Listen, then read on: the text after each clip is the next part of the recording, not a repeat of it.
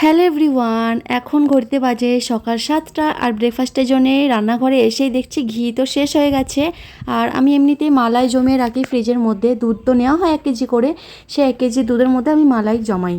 আর সেই মালাইটা অনেকটা পরিমাণে জমেছিল, আর আমি ভাবলাম তাহলে আজকে ঘিটা বানিয়ে নিই। আলু পরোটা করব প্ল্যান করেছিলাম। আলুর পুরটাও কিন্তু আমি রেডি করে নিয়েছি। তারপরে আমি দেখছি যে আমার ঘি শেষ। সেই জন্য আমি তাড়াতাড়ি করে বাড়িতে থাকা মালাই দিয়ে ঘিটা বানিয়ে নিচ্ছি। আর এদিকে আমি আটার ডো বানিয়ে নিয়েছি। সেই আটার ডোয়ের মধ্যে আলুর পুরগুলোকে ভরে আমি পরোটাগুলো বানিয়ে নিচ্ছি। ঠিক আছে, আলু পরোটা বানানোর পুর আমি অনেক আগেই শেয়ার করেছি, অনেক কটা ভিডিওতে আছে আলু পরোটার পুরের রেসিপি। প্রথমে আলুটাকে বয়েল করে নিয়েছিলাম, তারপরে কড়াইয়ের মধ্যে সামান্য তেল, সামান্য দিয়েছিলাম হচ্ছে কারি পাতা। কারি পাতাটা দিলে খুবই সুন্দর স্বাদ হয়, চেষ্টা করবেন কারি পাতা দিতে। তারপর দিয়েছিলাম সামান্য বেসিক মশলাগুলো, আর আলুগুলো দিয়ে ভালোভাবে একটু মাখিয়ে নিয়েছিলাম। আর ঠান্ডা করার পর আমি এখন আটার ডোয়ের মধ্যে ভরে নিচ্ছি। এভাবে কিন্তু আটার ডোটা একটু বড় বড় রাখতে হবে, যেহেতু আলু পরোটা একটু মোটা মোটাই খেতে ভালো লাগে। আর আমি অনেকটা পরিমাণে কিন্তু আলুর পুরটা ভরি, তাহলে কিন্তু বেশ ভালো লাগে আলু পরোটাটা খেতে। আলুর পুরটা দেখতেই পেলেন আমি অনেকটা ভরে নিয়েছি। এখন ভালোভাবে একটু কভার করে দিলাম যেন না আলুর পুরটা বেরিয়ে আসে।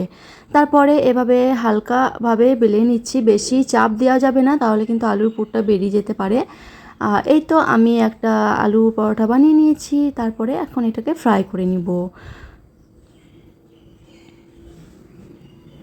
তাওয়া দিয়ে দিয়েছি, তাওয়ার মধ্যে আমি একটা রেখে দিলাম। আর ওইদিকে কিন্তু আমার ঘিটাও রেডি হয়ে গেছে। ঘি বানানো খুবই ইজি।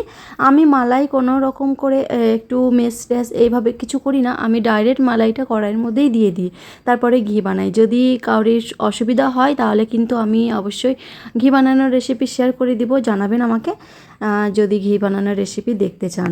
ঠিক আছে, বেশি টাইম ওয়েস্ট করে কোনো লাভ নেই, সেই জন্য আমি মালাইটা ডাইরেক্ট কড়াইয়ের মধ্যে দিয়ে দিই। খুবই সুন্দর ঘি হয়, কোনো রকম কোনো কিছু মানে বেশি নষ্ট হয় না। আমার মা বলে যে একটু ঘেটে নিতে শর্টটা, তাহলে বেশ ভালোভাবে ঘিটা আসবে, কিন্তু আমার মনে হয় ঠিক একইভাবেই ঘি আসে, অথচ টাইমটা একটু বেশি ওয়েস্ট হয়। এই তো আমি একটা পরোটা এদিক ওদিক করে সেঁকে নিচ্ছি। তারপরে আমি এই তো টাটকা বানানো ঘিটা উপর থেকে দিয়ে ভালোভাবে একটু সেঁকে নিচ্ছি। আর এই বাড়িতে বানানো ঘিয়ে যদি আলু পরোটা বানানো হয় কি অন্য কিছু পরোটা বানানো হয়, এত সুগন্ধ ছড়ায়। সকাল সকাল আমি ঘি বানিয়েছি, পাশে কোয়ার্টারে আমাকে আবার জিজ্ঞেস করছিল সকাল থেকেই এত কেন খুশবু আসছে ঘর থেকে। তো আমি বলছিলাম যে এরকম ঘিটা শেষ হয়ে গেছিলো হঠাৎ, আমি তো আর তো এখন তো দোকান যাওয়া সম্ভব নয়, সেজন্য আমি নিজেই ঘিটা বানিয়ে নিয়েছিলাম। সেই জন্যে একটু খুশবু উঠছিল ঘরটা প্রচুর পরিমাণে। আর ঘি বানালে একটু পাশে যারা থাকে তারাও কিন্তু অনেক সেন্ট পায়। মানে আমি যে বানাচ্ছি আমি অতটা সেন্ট না পেলে পাশে বেশি সেন্ট পাওয়া যায়। এই তো আমার মোটামুটি আলু পরোটা বানানো হয়ে গেছে। এখন আমি সেজা পাপাকে দুটো দিয়ে দিচ্ছি, তারপরে আমি দুটো বানিয়ে নিব। সেজা পাপা আগে ব্রেকফাস্টটা করে নেই, যেহেতু ওকে 8:30টার সময় চলে যেতে হয়।